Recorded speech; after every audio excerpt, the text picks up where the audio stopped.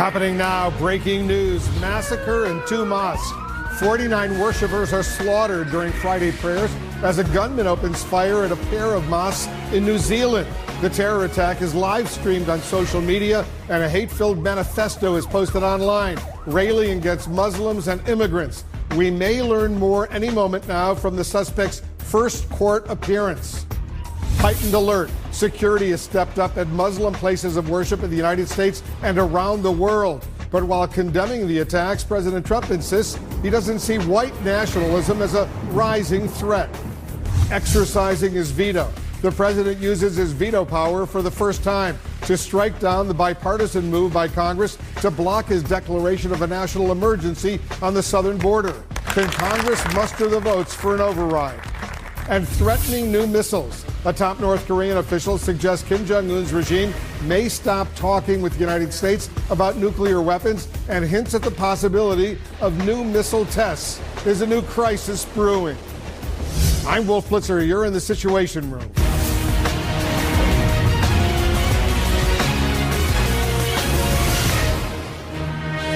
This is CNN Breaking News. Breaking news. Shootings at 2 mosques have left 49 people dead, 20 more seriously hurt in the New Zealand city of Christchurch. The terror attacks took place during Friday prayers when the mosques were full of worshipers. The gunman live streamed the slaughter online, and a white supremacist, anti-Muslim, anti-immigrant manifesto was posted before the attack. A 28-year-old Australian is charged with murder and is making his first court appearance. President Trump has just condemned the attacks, but insists white nationalism is not a rising threat around the world. His remarks came as he used his presidential veto for the first time to strike down legislation attempting to block his declaration of a national emergency on the southern border. I'll speak with Senator Mazie Hirono of the Judiciary Committee and our correspondents and analysts. They will have full coverage of the day's top stories. Let's begin with the horrific terror attacks in New Zealand. Go straight to CNN's Will Ripley. Will, update us on the very latest. Wolf, in the coming hours, the man accused of going on this shooting rampage will face a judge in court, and there are so many questions about his motivation after police discovered that manifesto filled with white supremacist, hate-filled ideology.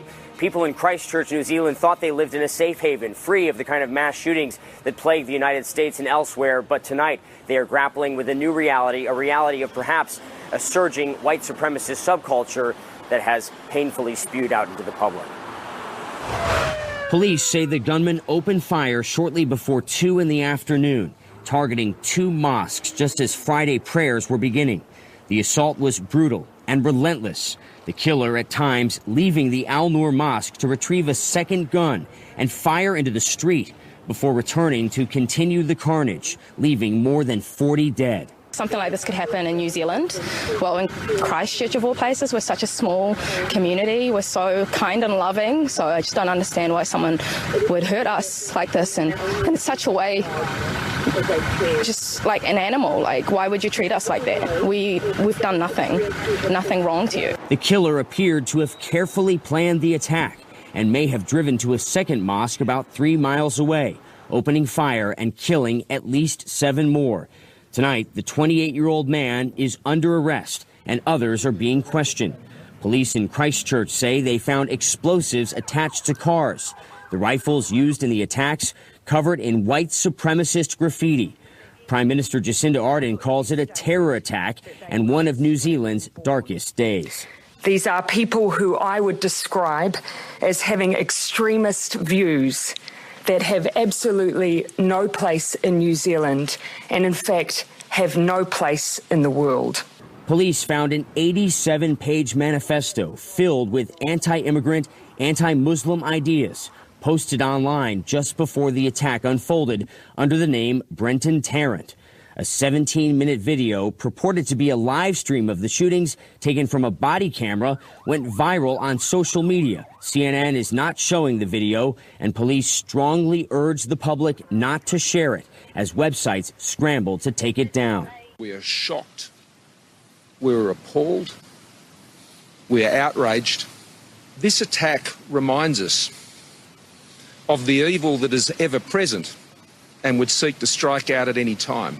Tonight, police in major American cities are at a state of heightened alert, with increased security staged at mosques in New York, Los Angeles, and Chicago. Around the world, stepped up security at mosques and places of worship, as the UN Secretary General urged non-Muslims to show signs of solidarity with the bereaved Islamic community.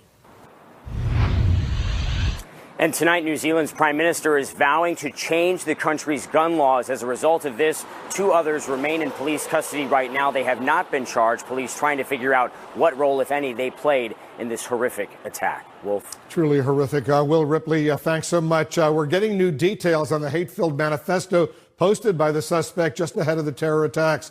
Let's bring in our senior national correspondent, Alex Marquardt. Alex, what are you learning? Well, Wolf, this manifesto is almost 100 pages of pure toxic rage. Its title is The Great Replacement, and throughout it, the shooter goes on a tirade against immigrants and Muslims, calling them invaders. And he wrote that he chose New Zealand for this attack, which is normally so peaceful and isolated, to show that nowhere is safe. It's a diatribe filled with hate, anger, and vows of revenge. 87 neatly formatted pages of ranting about immigrants, minorities, and Muslims. More than 16,000 words that the 28-year-old who says his name is Brenton Tarrant posted on social media shortly before the attack. The attacker repeatedly calls immigrants invaders and says immigration must be crushed.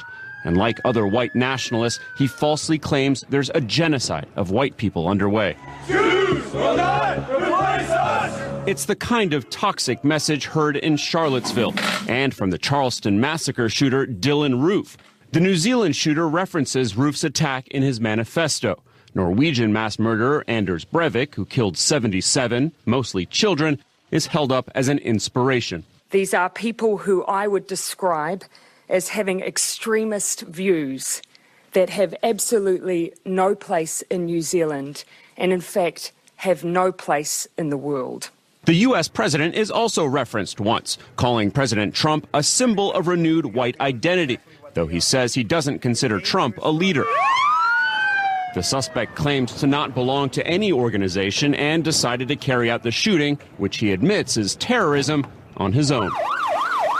An attack, he says, that he'd been thinking about for 2 years and chose the targeted mosques 3 months ago. He expresses no remorse for those he planned to kill, even the children. With white nationalism growing in the U.S. and in Europe, the gunman points to a number of global events that fueled his hate, including a terror attack in Sweden's capital in 2017, when an asylum seeker plowed a truck into a crowd, killing 5. As for the choice of the deadly weapons used in the slaughter, guns, the attacker said it was made specifically for the sake of debate in this country, the United States, to rile up Americans, to fan the flames, and deepen the divisions over the Second Amendment. Yeah, so awful indeed. All right, Alex Marquardt, thank you. President Trump has just voiced his condolences on the New Zealand terror attack, but downplayed the idea of a right-wing extremist threat. His comments came as he issued his first presidential veto. Let's go to our chief White House correspondent, Jim Acosta. Take us through all this, Jim. That's right. Well, President Trump just used his veto pen for the first time, knocking down an attempt by Congress to block his national emergency declaration to build a wall on the border. But the president, as you mentioned, is facing other tough questions on the terror attack in New Zealand, specifically whether the president is emboldening right-wing extremism with his immigration rhetoric. The president said to reporters just a short while ago that he doesn't believe that white nationalism is a rising threat, despite signs that it is indeed a rising danger. Surrounded by supporters, the president turned a veto into the day's main event, officially rejecting a bipartisan measure in Congress that rebuked Mr. Trump for trying to use a national emergency declaration to go around lawmakers to build his border wall. Congress has the freedom to pass this resolution, and I have the duty to veto it. The president also sounded off on the mosque terror attack in New Zealand. It's a horrible, horrible thing. I told the Prime Minister that the United States is with them all the way. Earlier in the day, the president offered his condolences, tweeting, "My warmest sympathy and best wishes go out to the people of New Zealand after the horrible massacre in the mosques." But the president's critics question whether that response should have been more forceful in condemning the attack, allegedly carried out by a right-wing extremist.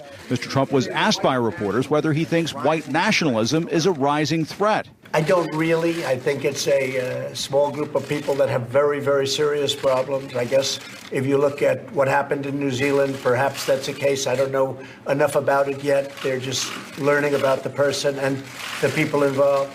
But it's certainly a terrible thing.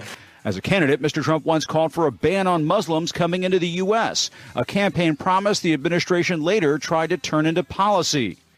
Donald J. Trump is calling for a total and complete shutdown of Muslims entering the United States until our country's representatives can figure out what the hell is going on. Democratic presidential candidate Beto O'Rourke said thoughts and prayers are not enough, adding that attacks like the one in New Zealand are now all too common. They're on the rise around the Western world. They're on the rise right here in this country. They're part of a larger disease of intolerance that has taken hold in what was thought to be the most tolerant, the most open, the most welcoming country the world had ever known. Before the mosque attack, authorities say the killer in New Zealand wrote a long manifesto expressing his anti-Muslim and anti-immigration views, even describing the president as a symbol of renewed white identity and common purpose. Top White House officials are blasting the notion that the president's rhetoric had anything to do with the violence in New Zealand. He says, I'm not a conservative, I'm not a Nazi. He sounds like he's an eco-terrorist. And he certainly, absolutely is a ruthless killer, and he's to blame. But just this week, questions are being raised about whether the president's rhetoric simply crosses the line.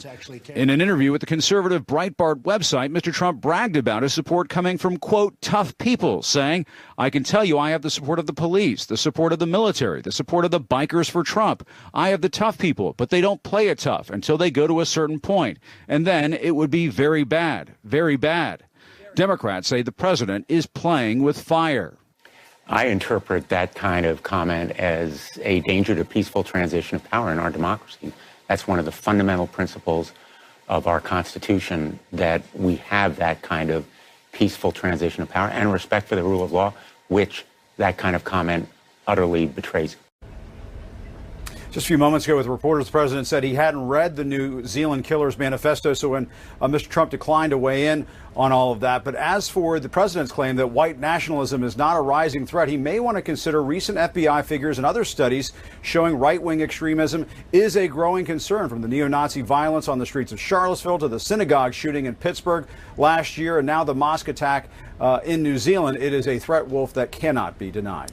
Absolutely correct. All right, Jim Acosta at the White House, thanks very much. Joining us now, Democratic Senator Mazie Hirono of Hawaii. She's a member of the Judiciary and the Armed Services Committees. Senator, thanks so much for joining us. Thank you, Wolf. Let's begin with the massacre in New Zealand. The president says he doesn't believe white nationalism is a rising threat around the world. How do you see it? It's another instance where the president doesn't pay attention to facts.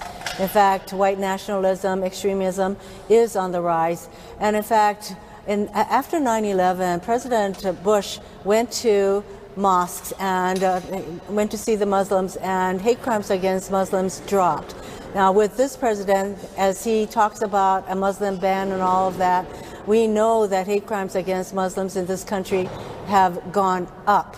Mr. President, are you listening? Do you have any idea that your words truly matter? And so as he continues to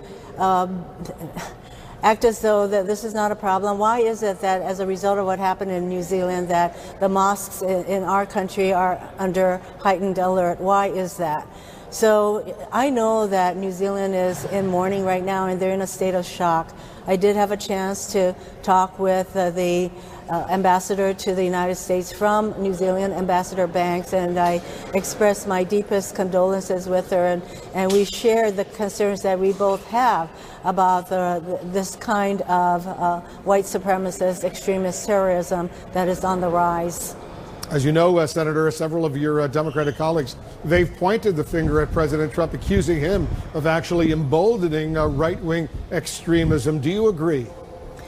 I think the kinds of language and the words that he uses do just add fuel to the fire. And so for him to take absolutely no responsibility for the continuing divisive and hate kind of language that he uses is a testament to the fact that we have a president who just doesn't care about the words that he uses. But he must know that the words he uses are very harmful. That's why he does it. It really excites his base, apparently. Did you see the interview he did with Breitbart in which he boasts that his base includes the police, the military, bikers for Trump? He was going out of his way to say, you know, if things get bad, there could be some serious problems down the road. What did you think of that? I thought of that as being appalling language coming from the president, and it seemed to be an invitation for people to take matters into their own hands and commit violence. That's what it sounded like to me, and that's the kind of threat and the kind of language he likes to use. And to think that he thinks that our military is so undisciplined that they're going to commit these kinds of violence. But the fact that he even says these things shows us where he is at. And where he's at is not bringing the country together, that he wants to continue to use divisive language, particularly against immigrants, against the minorities, against Muslims. Amidst all of this, President Trump has just issued the first veto of his presidency, striking down legislation designed to thwart his national emergency declaration on the border with Mexico. It doesn't appear you have the votes to override that veto in the House or the Senate, for that matter. So what comes next? Well, let me just say, first of all, that he hasn't had to exercise his veto because up to now, he's had the Republicans in both the House and the Senate totally compliant to him. And now we are at least seeing signs of the Republicans in the Senate, 12 of them, behaving as though they believe they are a separate branch of government. What comes next is I know that the House is scheduling a veto override vote. And Mitch McConnell will probably not bring such a vote to the floor of the Senate, but we know that there is litigation challenging the president's declaration of an emergency. And we know that if the courts, thank goodness there's still an independent branch called the courts, that if they let this president go ahead with the emergency declaration when factually there is no emergency, then we are really just opening the floodgates for anything to be called an emergency. And I hope that everybody also realizes in order for him to make good on his emergency declaration, he is going to grab all kinds of appropriations and authorized programs that the Congress has already enacted. And he's just going to grab billions and billions of dollars from programs and military construction that are necessary. We'll see what happens in the courts. There will be some serious challenges to all of this already have developed. Definitely. Senator Hirono, thanks so much for joining us. Thank you. Up next, more breaking news. 49 people are dead after a gunman opens fire in 2 New Zealand mosques. The gunman live streamed the slaughter online and posted a white supremacist manifesto. We're standing by for details from the suspect's first court appearance. And as you know, President Trump issues his first presidential veto, slapping down. Our breaking news, 49 people were killed and dozens injured in the terror attack. The gunman posted a white supremacist manifesto online. President Trump has offered condolences on the attacks, but says he does not see white nationalism as a rising threat. Let's bring in our national security analyst, Peter Bergen, and Ali Soufan. He's a former FBI supervisory special agent. Ali, is there an ascendant global white supremacist terror movement on the rise right now? It's disappointed that the president said that, and the answer to your question is yes. In the United States, the white supremacist movement is on the rise. Also in Europe, the white supremacist movement is on the rise. Since 2016, for example, between 2016 and 2017, the number of killings associated with white supremacy in the United States doubled, and from 2017 to 2018, it went up 35%. In the United Kingdom, counterterrorism operations associated with white supremacy and hate groups and ultra-rights went up 88% in 2018. In Germany, it went up 60%.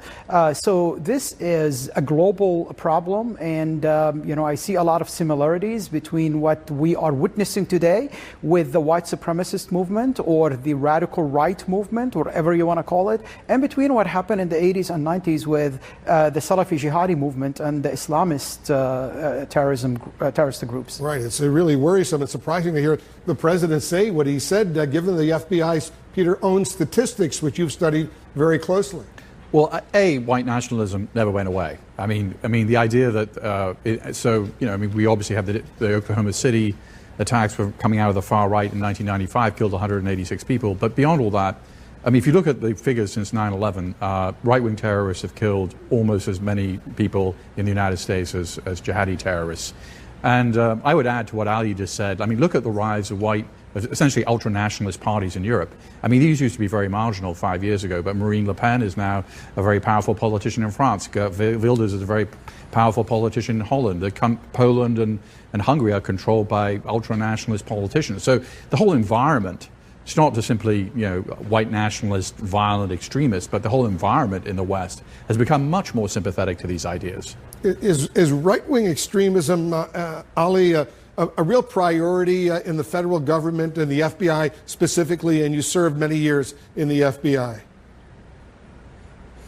Well, this is an interesting question. As when it comes to the federal government, no, it's not. It's not a priority. It's not even listed in any national priorities for homeland security or for countering terrorism domestically. The focus is still on jihadi groups, on Islamic type of terrorism.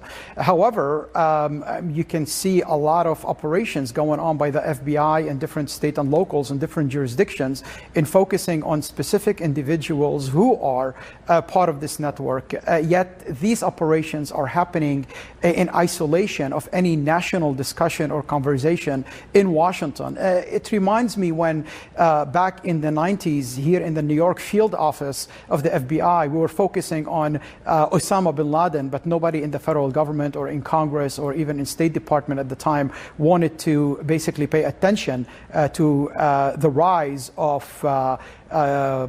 Al-Qaeda or Salafi jihadi movements. And I think we see some similarities today. So no, it is not a strategic priority, unlike Europe, for example, unlike the UK or Germany, where significant amount of resources have been dedicated to deal with the problem. And now they deal with it in a very similar way, actually in an identical way to the way they deal with the Islamic extremists. In the United States, however, all our security apparatus and intelligence apparatus is still focused on dealing with Islamic type of extremism, but not with white supremacy. Is that your assessment as well, Peter?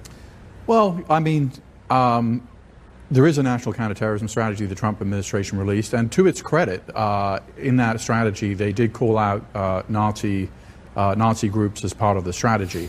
Ali's in a better position to know than I am.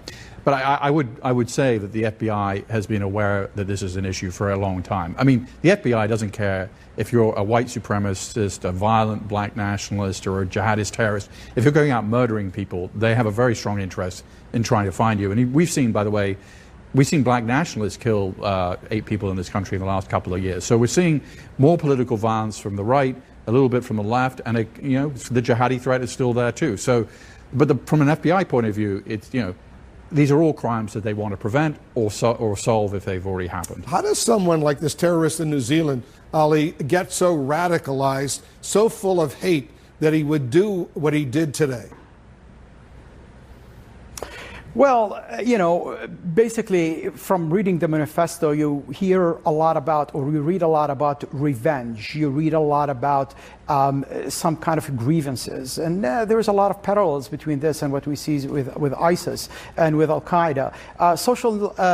Social media has a lot to do with that, but also there is something happening in the physical world, not only in the cyber world. That guy was significantly impacted by his trip to France and by meeting other guys who adhere to this ideology and this narrative. He has heroes who he believes that they provide a solution to a more purer society. We see a lot of similarities with the utilizing of social movement, with social media. We see a lot of similarities with the fact that violence is the only key in order to create a pure society. We see overlapping of cooperation between these different groups on a global level. And I think now more and more to build on what Peter said about the ultranationalism in Europe, in European politics, what we start seeing that these groups, these extremist white supremacist groups, are trying to blend in, taking advantage of the political and the social and the cultural divide in order to first make themselves more relevant, and second, to make themselves more mainstream. And these kind of issues that we've seen happening before with groups like ISIS and Al-Qaeda in a different context it seems to radicalizing individuals like the murderer in New Zealand. Yeah, it's an important point indeed. This guy's so-called manifesto was entitled, as you know, The Great Replacement. I read the whole thing, and it's awful. But the word replacement, we remember in Charlottesville, those neo-Nazis, the white supremacists, were saying Jews will not replace us. That has taken on, for these white supremacists, these neo-Nazis, the word replacement, a new meaning, and they've been radicalized to a certain degree by that. Usually these guys, and they're almost always guys, and we don't know if this guy had a support network or not. He may well be a lone actor, or he may not. But the point is, look, in his manifesto, he said he tried anarchism, he tried communism, he tried libertarianism. He was shopping for an ideology. My intuition is, like a lot of these guys, he's sort of a loser. And, he's got a grievance unresolved. He's looking for an ideology that allows him to become a hero in his own story, to carry out this violent attack. And that is kind of the typical profile we see in a lot of these terrorists. And that's what this guy was. Look, he was looking for this ideology. Eventually, it ended up with militant white nationalism, but he was shopping around. Awful situation. Peter Berger and Ali Soufan. Guys, thanks very much for joining us. This is a story that we're going to continue to watch. There's more news we're following as well. The Russia investigation may be winding down, but get this, Robert Mueller's team says it's not ready to have former Manafort deputy Trump campaign official Rick Gates sentenced, noting that he's still cooperating with federal authorities. Stay with us. You're in The Situation. Sunday night at 9. We're following multiple breaking stories, including President Trump telling reporters he doesn't think white nationalism is a rising threat worldwide, despite today's mass shooting by a white supremacist in New Zealand. Also today, we got a new sign that even though the Mueller investigation seems to be winding down, the special counsel Robert Mueller still isn't ready to have a key cooperating witness sentenced. And as Pamela Brown has been looking into this for us, she's joining us along with our political and legal experts. Mueller, in this court statement, he says that he's not yet ready to go ahead and sentence Sir Rick Gates, the former Trump campaign officials, because he's providing important information to federal authorities. Yeah, this was certainly an interesting development, Wolf. This is the fifth time that Robert Mueller has asked to delay Gates' sentencing. So what it tells you is that Gates is still providing useful information to prosecutors, and that prosecutors still want his help moving forward. Now, whether that's Robert Mueller's office or prosecutors in New York or other prosecutors from another office, that is unclear, because our reporting shows that the Robert Mueller probe is wrapping up, Wolf. And so he could be, as we know, cooperating with SDNY because he played a key role in the Trump inaugural committee. And our reporting is that SDNY has been investigating the committee. Because he specifically says, Susan, that Gates is continuing to cooperate with respect to several ongoing investigations. Right. So we don't know how what those investigations are, or whether or not they're all directly related to the Russia investigation. We won't actually know the full scope of Gates' cooperation until that sentencing, until the government lays out the extent of his assistance in that ultimate sentencing memo. That said, just for Mueller's purposes, Gates has the potential to be a really significant witness. We know that the special counsel was really unsatisfied with Paul Manafort. They felt like he hadn't been forthcoming with them. Gates knows a lot about what Manafort knew, and so to some extent, he's in a position to actually stand in Manafort's shoes and sort of tell the special counsel's office a little bit of that story. The other thing we saw with Michael Cohen is that after the sentencing, Gates will be able to tell his own story about what he saw and what he did, separate and apart from actually court filings. That itself can be a pretty powerful narrative for the American Yesterday, Gloria, the House of Representatives unanimously, 420-0, passed a resolution. When was the last time that happened? I know, it hasn't happened in a long time, saying that they want the full release of the Mueller report once it's concluded. Today, the president tweeted that Mueller should have never been appointed. There shouldn't even be a Russia-Mueller report. The two seem to be so out of touch right now. The president on the one hand, the entire House of Representatives on the other. Well, first of all, let me just say this about the president tweeting that. Did he not think that there should have been an investigation into Russian meddling in the election? Does he think that's a joke?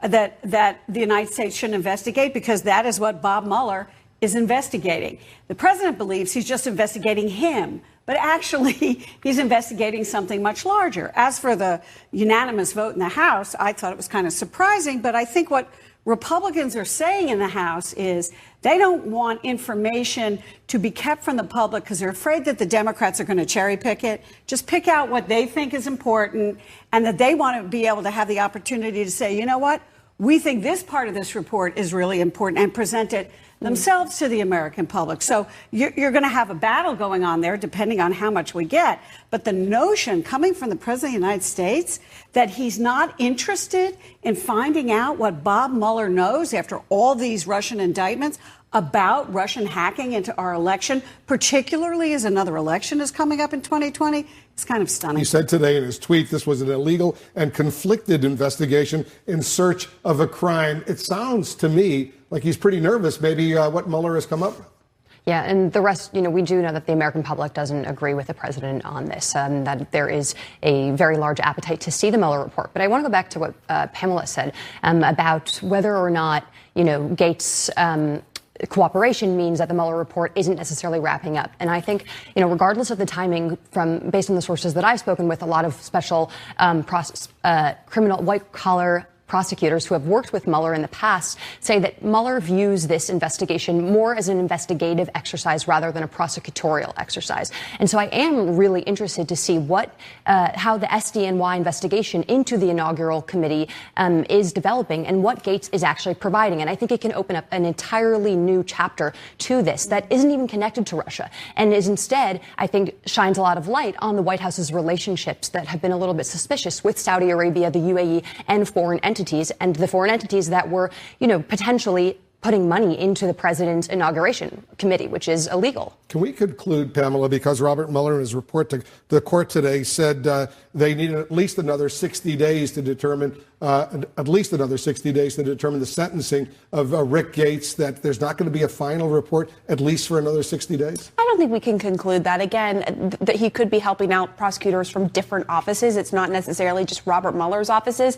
And by all indications, our reporting, I believe Laura Jarrett and Evan Perez reported recently that Barr could announce very soon that he has received the confidential report for Mueller. So just because he's saying he needs 60 days doesn't mean that he's not going to turn over his confidential report before then. Bill Barr, the new Attorney General, you agree? Yeah, I think that's right. So we have sort of circumstantial evidence on both sides. There's a lot more circumstantial evidence pointing to the idea that Robert Mueller is relatively close to wrapping up here, including the departure of key individuals, not just Andrew Weissman, one of his senior prosecutors, but also the senior FBI official on the case, Dave Archie. That's someone that sort of DOJ insiders don't believe that Mueller would allow him to leave if they were planning to take additional investigative steps. I think the question here is, what does imminently wrapping up mean? Does it mean Monday? Does it mean a few weeks from now? We've been hearing and that. I can tell you from sources, they're surprised. People who were very much in the know say, I thought this was going to happen a couple weeks ago. I mean, there is a bit in Washington, people are sort of scratching their heads. Why hasn't it happened yet? I thought it was going to happen before now. So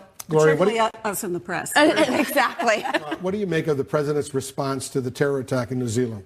Well, look, I think it was lacking. I think the president saying that there's not an increase in white supremacists, that's just a small group. I mean, I was just looking at some numbers from the Anti-Defamation League, which has been tracking white supremacist incidents, and they say that there was 182% increase of those incidents from 2017 to 2018. So how can you say, nah, it's just a small group of deranged people? I mean, it is deranged people, but how can you sort of dismiss it like that when it's staring you right in the face? How do you see it?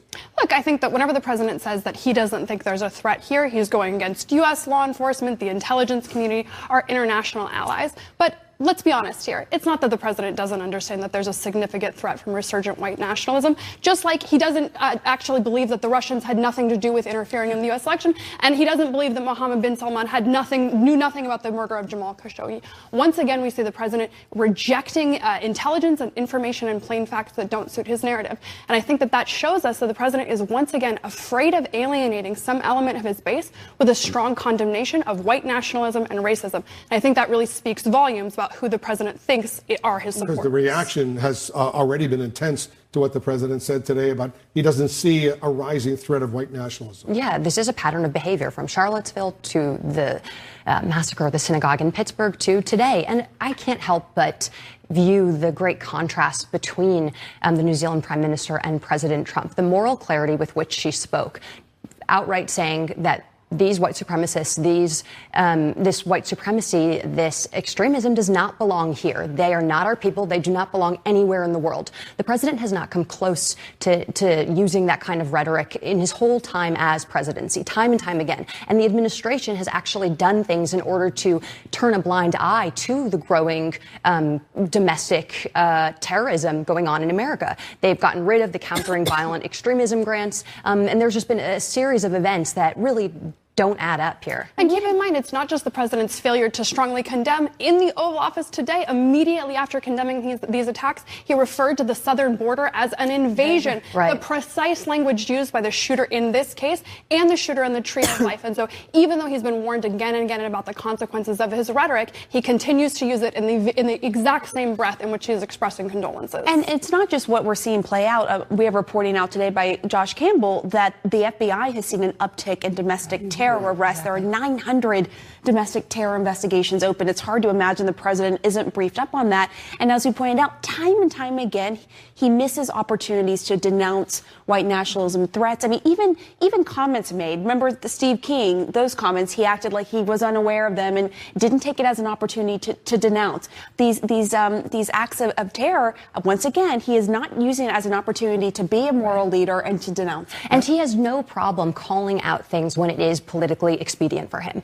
I mean, take this conversation that the Democrats are having on Israel. He has no problem in saying, oh, well, Democrats hate Jews.